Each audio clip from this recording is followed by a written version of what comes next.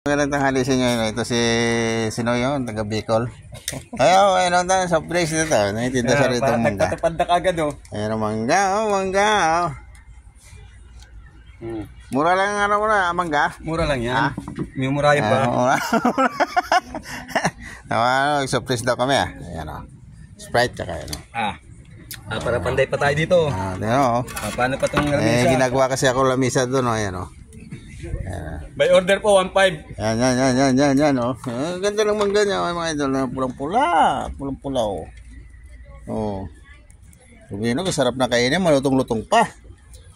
Shout out nga pala dyan sa mga nanonood natin dyan, mga kaibigan natin sa Facebook at sa YouTube mga idol. May YouTube pala ako idol. Ito idol, masarap na talaga ito. Ayan dilaw-dilaw na Shout out nga pala sa inyo dyan, mga kaibigan natin. Ayun, nagtitinda, ganda lalaki.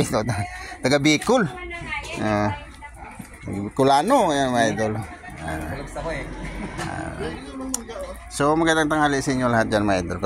Saan mga kayo idol nanonood sa mga vlog ko? I-follow nyo aking mga vlog dyan. Marami akong mga vlog at sa YouTube. I-subscribe nyo aking YouTube dyan mga idol.